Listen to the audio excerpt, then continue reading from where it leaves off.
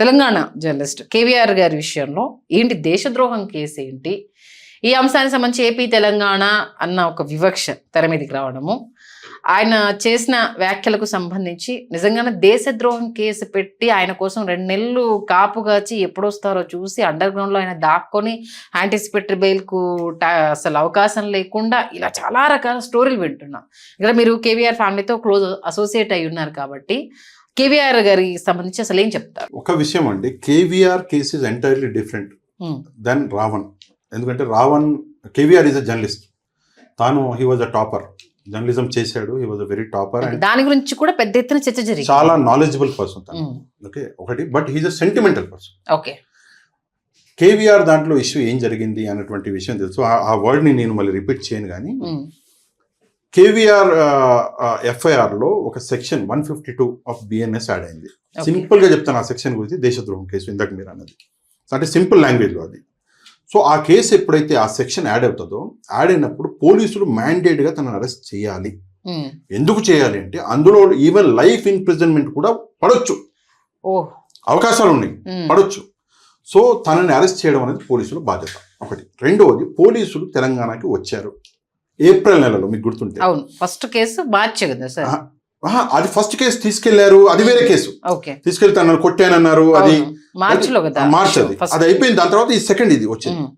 So ఏప్రిల్లో జరిగింది. ఏప్రిల్లో జరిగిన తర్వాత తనని తీసుకెళ్లి ఫస్ట్ కేసులో మార్చిలో కొట్టిన తర్వాత నేను మళ్ళీ వచ్చాడు ఇంటికి. నేను వెళ్ళి ఇంట్లో కలిసి మాట్లాడి నేను అప్పటికి చెప్పాను, సింపుల్గా నేను ఒకటి చెప్పాను, there is a thin line KVR. ఆ థిన్ లైన్ని నువ్వు పాటించు. ఎందుకు పాటించు అంటే, కష్టకాలం వచ్చినప్పుడు ఏ పార్టీ నీకు నిలబడదు. పార్టీలు సినిమా చూస్తాయి, ఆ నీ సెంటిమెంట్ని వాడుకుంటాయి, అంతేగాని నీ కోసం నిలబడదు, నీ కుటుంబం కోసం నిలబడదు. మా అంటే ఇక్కడ జరిగిందనను, మా అంటే 1 లక్ష 2 లక్షలు ఇస్తారేమో మా అంటే అని అక్కడే చెప్పాను. సరే అయిపోయింది. బట్ అది పాత వీడియోనో కొత్త వీడియోనో నాకు తెలియదు. ఆ వీడియో అనేది బయటకు వచ్చింది, వైరల్ అయింది. అవ్వగానే ఏమైంది, ఈ సెక్షన్స్ యాడ్ అయ్యాయి. ఇందులో ఈ కేసు యాడ్ అయింది, ఈ సెక్షన్స్ యాడ్ అవ్వగానే వాళ్ళు వచ్చారు. వాళ్ళు రాగానే ఏమైంది, ఇక్కడ వింత విషయం అంటే, they came out with all the అంటే ప్రాపర్ ఒక దాంట్లోనే వచ్చారు, మొత్తం యూనిఫామ్లో వచ్చారు, కోర్టు పర్మిషన్తో వచ్చారు, అన్నీ ఉన్నాయి. అయినా ఇక్కడ తెలంగాణ జర్నలిస్టు అడ్డుకున్నారు. ఇక్కడ మనం ఒక విషయం ఆలోచించాలండి, అంటే వాళ్ళు బిహేవ్ చేసిన విధానం, కూతుర్ని వైఫ్ ని ఇప్పుడు కాదు. So will come out with from April, అక్కడి నుంచి వద్దాం, అర్థం అవ్వాలి కదా జనాలు కూడా. ఏప్రిల్లో పోలీసులు ఎవరైతే వచ్చారో, తన ఇంటికి వెళ్ళారో, అక్కడ తెలంగాణ జర్నలిస్టులు అడ్డుకున్నారు. నేను ఒక విషయం అడుగుతాను, తెలంగాణ జర్నలిస్టులలో కొంతమంది నాకు తెలిసిన వాళ్ళు ఉన్నారు, కొంతమంది నాకు తెలియని వాళ్ళు కూడా ఉన్నారు. అక్కడ నాకు జర్నలిస్ట్ అంటే చాలా ప్రేమ ఎక్కువ అండి. ఉదాహరణకి ఎవరి మీద ఏమైనా కూడా చిన్న ఇష్యూ అయినా, అదేవడో సినిమా హీరో కొడుకు కొత్తగా సినిమాలు తీస్తుంటే అశోక్ గారు అని ఉన్నారు, ఆయన గురించి ఏదో మాట్లాడిందంటే కూడా నేను రియాక్ట్ అయినా. నాకు జర్నలిస్ట్ అంటే ప్రేమ ఎక్కువ. కానీ నేను ఒక విషయం చెప్తాను, ఇది చేసి మీరు కేవీఆర్కి నష్టం చేసినట్ట, లేదా ఏమన్నా కేవీఆర్కి రిలీఫ్ ఇచ్చినట్ట, ఈ జర్నలిస్ట్ అని అడుగుతున్నా. నష్టమే అవుతుంది. ఎందుకంటే ఎఫ్ఐఆర్ లాంచ్ అయిన తర్వాత మీ కేసు అయిపోయిన తర్వాత మీరు ఇలా చేయడం వల్ల కేవీఆర్ కష్టాలు ఇంకా పెంచినట్టయింది కదా. సో అతిక్రమించారు వీళ్ళు అనేసి ఇంకా ఎక్కువ ఎఫెక్ట్ అవుతుంది. సరే ఓకే, పోలీసుల ఈగో కూడా హర్ట్ అయింది. 1 కాదు 2 సార్లు ట్రై చేశారు అనుకుంటా, అయిపోయింది. ఏప్రిల్ నుంచి కేవీఆర్ అనే వ్యక్తి అండర్ గ్రౌండ్ లో ఉన్నాడు, అబ్స్కాండ్ అయ్యాడు. నేను అప్పుడే అడిగాను సింపుల్గా, కేవీఆర్ ఈ అబ్స్కాండ్ అయిపో అని చెప్పేసి నీకు ఐడియా ఇచ్చింది ఎవరు అడిగా. కేవీఆర్ని కాదు, కేవీఆర్కి సంబంధించిన వాళ్ళని ప్రశ్నించాను. సరే, ఆయన దొరకలేదు, 2 నెలలు అబ్స్కాండింగ్లో ఉన్నాడు, తను పారిపోయాడు. ఓకే, ఎవరో సలహా ఇచ్చారంట, మరి ఆ మేధావులు ఎవరో తెలియదు. సరే, సలహా ఇచ్చారు, 2 నెలలు 2.5 నెలలు టైం దొరికింది కదా, లీగల్ రిలీఫ్ కేవీఆర్కి ఏమైనా ఇప్పించాలి కదా. ఉదాహరణ చెప్తాను మీకు. అంటే నేను విన్నది ఏంటంటే, ఆయన యాంటిసిపేటరీ బెయిల్ కి 2 months బిఫోరే ఆయన అప్లై చేశారు, బట్ అది బెంచ్ మీదకి రాలేదు అనేది నేను విన్నది. If I'm wrong please correct మీ.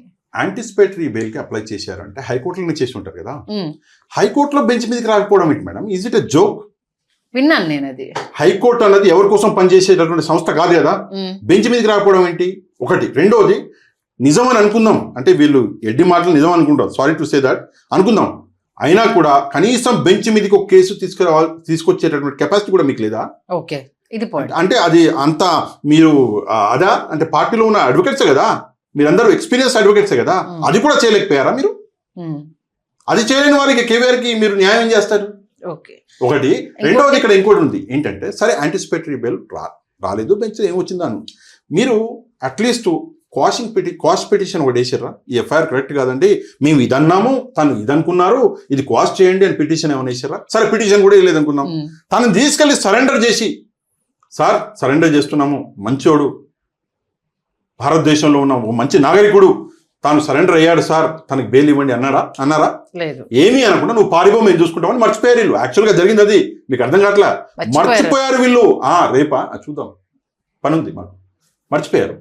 చివరికి ఏమైంది, 2 నెలలు 2.5 నెలలు అయిపోతే పిల్లలు తండ్రిని మిస్ అవుతారు. ఈమె అంటే వాళ్ళ వైఫ్ చెప్పిన స్టేట్మెంట్ నేను చెప్తున్నాను, కోటింగ్. తాను ఏం చెప్పిందంటే, నేను రండి అని నేనే పిలిచాను అన్నది. తాను వచ్చాడు. వచ్చిన తర్వాత ఏమైంది, పాపం వెళ్ళాడు, డ్రెస్ చేంజ్ చేసుకున్నాడంట.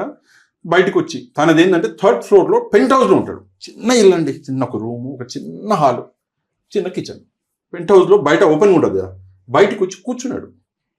షార్ట్స్ వేసుకుని ఉన్నాడు, తను టీషర్ట్ వేసుకొని కూర్చుంటే ఏం జరిగింది అంటే, వీళ్ళు అబ్జర్వ్ చేయని విషయం, ముందింట్లో పోలీసులు ఉండి అబ్జర్వ్ చేస్తున్నారంట. ఇది కూడా ఆమె కోట్ చేసింది, నేను చెప్పట్లా, పోలీసులు అబ్జర్వ్ చేస్తున్నారంట. తను కనిపించగానే ఏం చేశారు అంటే, ఇమ్మీడియట్గా ఆ బిల్డింగ్, ముందు బిల్డింగ్ నుంచి దిగి ఈ బిల్డింగ్లోకి ఎక్కి 3 ఫ్లోర్లు ఎక్కి తనను పట్టుకొని లాక్కెళ్ళే ప్రయత్నం చేశారు. ఒకటి. రెండవది, అప్పటికప్పుడు భార్య పిల్లలు వచ్చారు, అక్కడ ఏం జరిగిందో మీరు చూశారు. ఇందాక మీరు అడిగిన ప్రశ్న ఏంటి అంటే, తన భార్యని టచ్ చేశారా, ఏదో అడిగారు. నేను ఒక విషయం చెప్తానండి, అంటే ఆమె కూడా ఈ వీడియో చూస్తుంటారు. నిజంగా నాకు ఆమె అంటే చాలా గౌరవం. నేను ఒక విషయం చెప్తాను, భర్తను తీసుకెళ్తున్నారు అని చెప్పేసి మీరు ముందుకు వెళ్ళబట్టే కదా ఏమైనా టచ్ అయినా కూడా, మీరు మీ ఇంట్లోనే ఉంటే, మీ భర్త కాబట్టి మీరు కాపాడుకునే ప్రయత్నం చేశారు, చేయాలి. ఓకే, ఆ ప్రయత్నంలో భాగంగా ఎక్కడైనా టచ్ అయి ఉంటే, అమ్మ క్షమించు అని పోలీసులు కూడా క్షమాపణ అడగొచ్చు. అడిగాడేమో ఆయన, చెప్పలేము, అది చెప్పలేదు. ఒకటి. రెండోది ఏంటంటే, మీరు వెళ్ళి అంటే ఈ అమ్మాయి కూడా వెళ్ళి తన భర్తను కాపాడుకునే ప్రయత్నంలో తను చాలా అటెంప్ట్లు చేసింది, అటెంప్ట్లో భాగం అది. ఓకే, సరే అటెంప్ట్లో భాగమా కాదా ఆ విషయం అన్నది ఇక్కడ ఎఫ్ఐఆర్ అయింది. తాను ఇక్కడ ఎఫ్ఐఆర్ చేసింది, నన్ను పోలీసులు మిస్ హ్యాండ్లింగ్ చేశారని. ఆ ఎఫ్ఐఆర్లో ఇన్వెస్టిగేషన్లో తేలితే నిజంగా ఆ పోలీసు ఒకవేళ ఆ తప్పు చేస్తే తనకు శిక్ష పడనివ్వండి, అందులో తప్పేముంది. కానీ ఇక్కడ ఒకటే విషయం, వైఎస్ఆర్ కాంగ్రెస్ పార్టీ గురించి నేను ఒక విషయం చెప్పాలనుకుంటున్నాను. దే యూజ్డ్ హిమ్, వాడుకున్నారు. ఒకటి. రెండవది, వాడుకోండి, తప్పులేదు, చాలామంది వాడుకుంటున్నారు. ఇన్ని మాటలు మాట్లాడే నేనే 3 సంవత్సరాలు వాడుకోబడిన వ్యక్తిని. ఓకే, క్లియర్లీ చెప్తున్నాను, మీరు వాడుకోవడం తప్పలేదు. కానీ తనకి న్యాయం చేసే టైం, తనకి హెల్ప్ చేసే టైం వచ్చినప్పుడు 2 నెలలు ఏం చేశారయ్యా? కాదు సార్, ఇప్పుడు సెక్షన్లు పెట్టాలి, కేసులు పెట్టాలి కాదని అన్నట్ల, మరి దేశద్రోహం కేసు ఏంటి సార్? అది ఎంతవరకు కరెక్ట్? అది ఒక విషయం చెప్తానండి. ఇప్పుడు రావణ్ విషయంలో మీరు పెట్టారు సెక్షన్స్, ఏంటి బెయిల్ వచ్చే సెక్షన్స్ ఉన్నాయి, మిగతా అన్ని పోలీస్ స్టేషన్లో నమోదైనా సరే తన మీద పెట్టిన కేసులకు సంబంధించి కేవీఆర్ విషయంలో ఎందుకో ఎక్కడ వివక్ష చూపించారు అన్న, అది అసలు అతను అబ్యూజ్ లాంగ్వేజే వాడాడు కాదని అన్నట్ల, దాని గురించి మనం సమర్థించట్ల. కానీ దేశద్రోహం కేసు అనేది దేనికి పెట్టాలి, దేనికి పెట్టకూడదు, ఈ సెక్షన్ ఆయన కోడ్ చేసేసి బయటికి రాకుండా చేయాలి అనుకోవడము, అది కరెక్టే అంటారా? మేడం, అది కరెక్టా కాదా అన్నది అది మెజిస్ట్రేట్ గారు డిసైడ్ చేస్తారు. అసలు మెజిస్ట్రేట్ గారి ముందు ఈయన వాదన కూడా వినకుండానే అది ఫస్ట్ అవ్వదు, మీకు అర్థం కావట్లేదు. కేసు ఎఫెక్ట్ కోర్టులో లేదు, ఎనీ కేసు కోర్టులో ఒక సిస్టమ్ ఉంటుంది. ఫస్ట్ డే వెళ్ళంగానే సినిమాలలో చూపించినట్టు ఏమైనా తప్పు చేసావా సార్, నేను చేయలేదు, ఉండదు. మీ టైం రావాలి. ఫస్ట్ ఆఫ్ ఆల్ డాక్యుమెంట్స్ చూస్తారు, ఆ రిలవెన్స్ చూస్తారు, 2 అడ్వకేట్స్తో మాట్లాడతారు. అప్పటికప్పుడు ఈయనని ఏం చేయాలి, జైలుకి పంపించాలా, రిమాండ్కి ఇవ్వాలా, పోలీస్ కస్టడీకి ఇవ్వాలా అనేది అది డిసైడ్ అవుతుంది. మీరు అనేది ఎప్పుడు వాదనలు, చాలా టైం ఉంది వాదనలకి, అడుగుతారు. ఈయన కూడా అడిగే టైం వస్తే అడుగుతాడు. ఆ సమయం రాలా, స్టార్టింగ్లో జరగదు, అది ఓన్లీ సినిమాలలోనే జరుగుతుంది. ఇక్కడ విషయం ఏంటంటే, తన మీద ఎందుకు ఆ కేసులు పెట్టవలసి వచ్చింది అన్నది రేపు పొద్దున ఛార్జ్ షీట్లో రేపు పొద్దున చెప్తారు పోలీసులు, అది కూడా విందాం. కానీ నేననేది ఏంటి, మీరు నేను చిన్న ఉదాహరణ చెప్పాను, నేను ఆల్రెడీ ఈ విషయం మీద మాట్లాడాను. సజ్జల భార్గవ్ గారు అని ఉన్నారు. ఓకే, సజ్జల గారి కొడుకు Bhargav garu, he was handling social media ఇన్ఛార్జ్గా తను ఉన్నాడు. ఎన్నికలు అయిపోయిన తర్వాత కూడా కొన్ని రోజులు ఉన్నాడు. ఓకే, సజ్జల భార్గవ్ గారి మీద కూడా కొన్ని కేసులు అయినాయి, సుప్రీంకోర్టు దాకా వెళ్ళారు. ఎందుకు వెళ్ళారండి? వైఎస్ఆర్ కాంగ్రెస్ పార్టీని కదా, ఎందుకు వెళ్ళారు? ఇవాళ కీరోల్ పర్సన్ కదా, అంటే కేవీఆర్ అనే వ్యక్తి కీరోల్ పర్సన్, చిన్న వ్యక్తి, పేదోడనా? చిన్నోడనా? ఏంటి ఆ వివక్ష? సరే కేవీఆర్ కాదండి, సమ్ ఎక్స్, రేపు పొద్దున సోషల్ మీడియాలో వాళ్ళకి చాలామంది ఉన్నారు కదా, రేపు పొద్దున సమ్ సోషల్ మీడియా మెంబర్కి ఇదే జరిగింది, ఏం చేస్తారు? సజ్జల గారు పెద్ద మనిషి, ఆయన కోసం మీకోసం ఏం వెళ్తాం, టైం లేదండి, లేదు ఇక్కడే అయిపోద్ది అంటారా? ఇక్కడ జరుగుతున్నది అదే అండి. ఏం జరుగుతుందంటే వివక్ష. ఇక్కడ ఏం జరుగుతుంది అంటే కేవీఆర్కి మేము బెయిల్ ఎంత టైం మేడం, అది పెద్ద విషయం కాదు, సరెండర్ చెప్పించి బెయిల్ తీసుకోవడం. అలా తీసుకుంటే ఏమవుతుంది? ఒక్క స్క్రోలింగ్ కూడా రాదు టీవీలో. మీరు కూడా ఈ విషయం మీద ఇంటర్వ్యూ పెట్టరు, మీరు కూడా నన్ను ప్రశ్నించరు. ప్రశ్నించాలంటే, ఇంటర్వ్యూలు జరగాలంటే, స్క్రోలింగ్ రావాలంటే ఏం జరగాలి అంటే కేవీఆర్ని అరెస్ట్ చేసుకుని బలవంతంగా తీసుకెళ్తున్న వీడియో రావాలి, భార్య పిల్లలు అడ్డుకున్న వీడియో రావాలి, భార్యని ఎక్కడ పోలీసులు ఏదో టచ్ చేశారన్న వీడియో రావాలి. ఇవన్నీ వస్తే పేరు చెప్తా, ఛానల్ పేరు భయమే ఉంది, సాక్షి లాంటి ఛానల్లో ఇవన్నీ వేసుకోవాలి, సోషల్ మీడియాలలో వేసుకొని పెద్ద డ్రామా సింపతి క్రియేట్ చేసుకోవాలి. కానీ కేవీఆర్ని కాపాడడం మాత్రం మనం చేయొద్దు. ఓకే, కేవీఆర్ని కాపాడితే ఏమొస్తుంది? మట్టి ఏమీ రాదు. ఇందాకే చెప్పాను, స్క్రోలింగ్ వస్తుంది. అదే ఇక్కడ జరుగుతుంది. There is a very big difference between TDP and YCP. ఇదే Telugu Desam party, YSR Congress party అధికారంలో ఉన్నప్పుడు తన వేల మంది కార్యకర్తల్ని కాపాడుకున్నది అసలు మనకు తెలియదు, బయటికి రాలే అక్కడ. అవును. కానీ ఇక్కడ ఏం జరుగుతుంది? Everything became drama. చాలా మంది కూడా బయటకు వచ్చి చెప్పారు, అనవసరంగా మాలాగా ఇబ్బందులు పడకండి, ఎవరు పట్టించుకోరు అనేసని. నేనే చెప్పానండి, నేను ఫోన్ చేశాను ఏప్రిల్ నెలలో, ఇందాక చెప్పాను మీకు, ఫోన్ చేసి చెప్పాను, చూడయ్యా నీకు అర్థం కావట్లేదు మ్యాటరు, నువ్వు అంటే తనకు కాదు, తనతో ఉన్నాడు వ్యక్తికి, తన అప్పటికే అబ్స్కాండింగ్లో ఉన్నాడు, పారిపోయి ఉన్నాడు. ఎన్ని రోజులైనా సరే కేసు అన్నది ఎప్పటికీ అట్నే ఉంటుంది. You have to deal with it. నువ్వు చెయ్యి అంటే అక్కడికి నేను మాట అన్నా. నన్ను ఒకటి ప్రశ్నించారు, నా ఛానల్ చూసే ఒక వ్యక్తి ప్రశ్న, మీరు చేయొచ్చు కదా అన్నా అని. మంచి ప్రశ్న, నేను ఆఫర్ చేసా తనకి, నేను హెల్ప్ చేస్తాను, మీ కేసు ఉందో నేను చూసుకుంటాను అని కూడా ఆఫర్ చేస్తే మధ్యలో ఎవరితో అయితే నేను మాట్లాడుతున్నాను, తన చాలా దగ్గర.